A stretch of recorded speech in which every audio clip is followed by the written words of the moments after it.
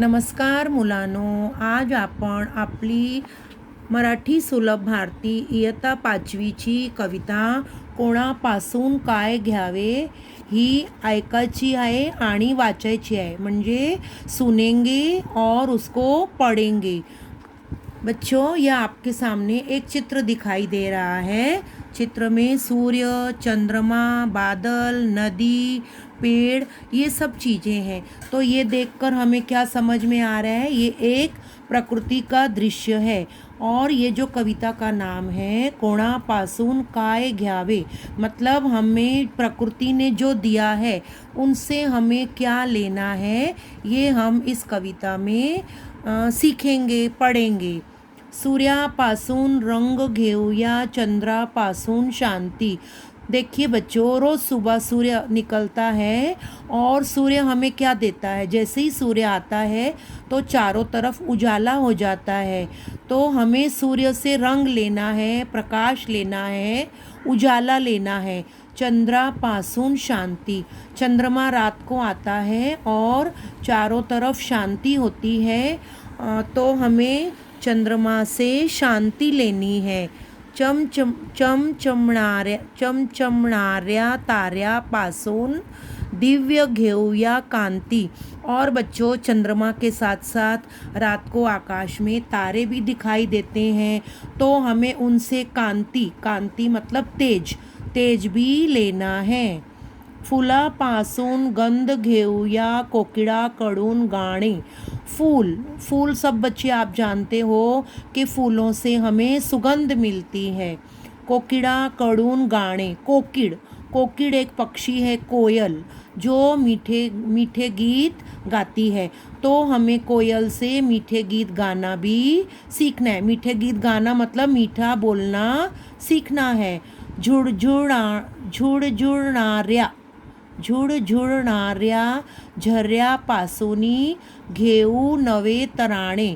झुळझुळाने मतलब देखिए, जब झरने की आवाज़ झरना बहता है तो उसमें से एक मधुर आवाज़ निकलती है. तो हमें वो एक संगीत की तरह लगता है. तो हमें जब जैसे झरना बहता है और बहते हुए झरने की जैसे आवाज़ आती है, मधुर संगीत आता है, हमें उन झरने की तरह मधुर गीत गुनगुनाना सीखना है. आगे चलेंगे बच्चों. झाडापासून घेऊ सावली, मातीपासून जगणे. झाड़, ये देखिए, झाड़ आप सबको पता है कि पेड़ हमें छाया देते हैं. तो हमें सावली, सावली मतलब छाया. झाडापासून घेऊ सावली, पेड़ों से छाया लेनी है.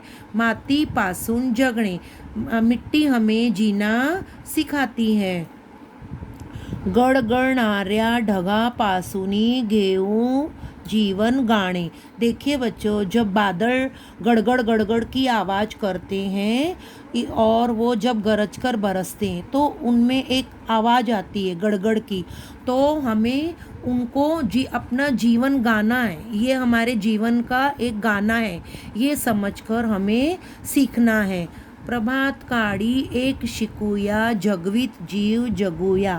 प्रभात काळी मतलब सुबह के समय, एक शिकूया, जगवित जीव जगूया मतलब सुबह के समय हमें मिलजुल कर रहना है और आपस में मिलकर जीने के लिए कैसे काम करना है, ये सब सीखना है.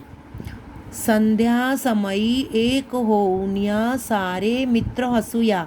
और शाम के समय सब मित्र एक होकर जब हम मिलकर हंसते हैं, बोलते हैं, गाते हैं, तो हमें संध्या के समय सब मित्रों के साथ मिलजुल कर हंसना बोलना भी सीखना है. तो बच्चों, आपको ये कविता समझ में आ गई होगी. अब मैं आपको ये कविता एक बार पूरी पढ़कर सुनाती हूँ. आप उसे ध्यान से सुनेंगे. कविता 8. कोणापासून काय घ्यावे.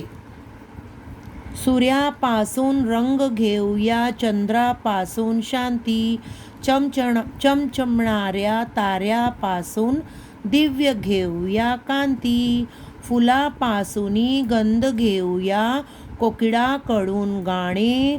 झुळझुळणाऱ्या झऱ्यापासूनी घेऊ नवे तराणे.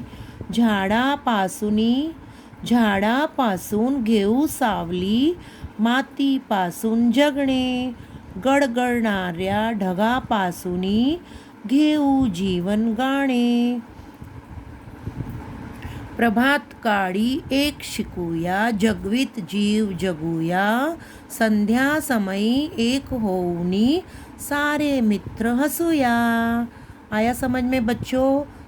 Thank you.